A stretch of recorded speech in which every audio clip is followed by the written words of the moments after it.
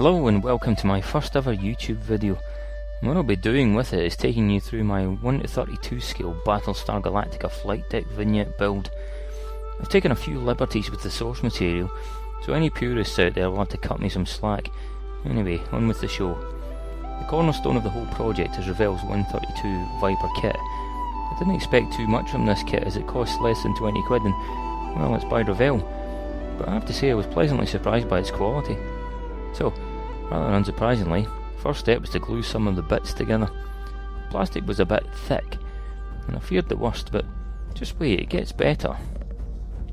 I thought the cockpit was a bit bland, so I added seat belts made from Tamiya tape and some ejector seat handles and cable made from copper wire. I'm no scratch builder, so be gentle with me. I've certainly seen a lot better than this, but it's not too bad for someone who didn't entirely know what they were doing. I also added some hydraulic cables to the landing gear, which anyone familiar with the show will know is non-canon, but I thought that the cables might give the legs an interesting look. As we'll see later, doing this was a complete waste of time, as they're entirely invisible in the end result. Anyway, here's the finished cockpit tub. The harnesses look a bit cartoony, but then again I am a rank amateur. Under the circumstances, I'm pretty happy with how it came out, and considering this was a no-cost option. So this kit's a really quick and simple build, and here's the kit fully assembled. Minimal filling was needed, which you can see here along the seam line on the fuselage. It looks very toy-like right now, but just wait, it gets better. The cockpit sits nicely where it should, and there were no fit issues, which was a big surprise to me. The landing gear had to be painted before installation, as you can't add the rear legs once the body's assembled. Hydraulic lines look fine here, but we'll never see them again from this point on. I added some engine doohickeys at this point. I noticed on pictures of the Studio Viper it's got various pipes running across the engines, so I tried to replicate them with copper wire. The ship was primed and then base coated, but I didn't use white, as I thought that grey might look a better scale colour. I may not have been right about that though, judge for yourself later. Now various bits were painted metal. Well, I say metal, it's actually various shades of dark grey with a blue wash. I don't like metal paints. I know you can get really convincing model metallics, but I paint indoors, so the family won't allow me to do that. So in short, the engines, the guns, and this thing at the front is a sensor array, I think. Well, they all got coloured grey. Well, now it was time to paint the squadron markings, and I was getting really excited.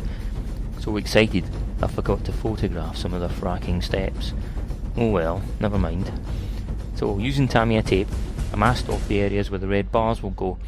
The kit has decals for these, but I felt painting them would give a far better result.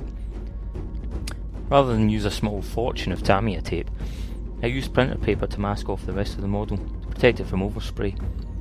I then gave the model a coating of hairspray so I could weather the paint later, and then airbrushed on some Tamiya flat red. I think Tamiya are the best paints to airbrush, but they do smell, so that can be a bone of contention in the house. A spray booth helps though, and I highly recommend one of those if you want a quiet life. I should have a shot it in here showing a nice even finish before I chipped the markings. However, the Lords of Kobo were clearly not with me on that day, so you'll have to use your imagination. Anyhow, after leaving the paint to dry for an hour, hot water and a stiff brush gave this nice worn effect to the red bars. Next step was adding decals and weathering the hull. Again, I forgot to take shots of the decals before weathering. As Starbuck would say, frack. Anyway, so decals applied and weathered, along with the hull. I decided to go for Starbuck's ship. If you look closely, you can see her call sign just under the cockpit. The hull was weathered by applying dabs of various shades of grey and white with a sponge. Various decals were chipped by painting on spots of the base colour.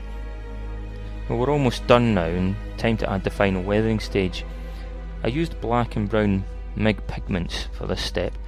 I tried to replicate the grime around the engine intakes, and a few dings where Starbuck might have taken hits from toasters. I also added some grime around the sensor array, and some more toaster hits on the other side. When finished, everything was sealed with a coat of varnish. So, done, and I'm feeling pretty good about this job. It's perhaps not as white as it should be, but let's put that down to hull ionisation. No, wait, that's mixing up my franchises. What is it? Yeah, it's been in the nebula. So, Attention on deck, ready to launch Vipers. Well, almost. You need somewhere to launch them from.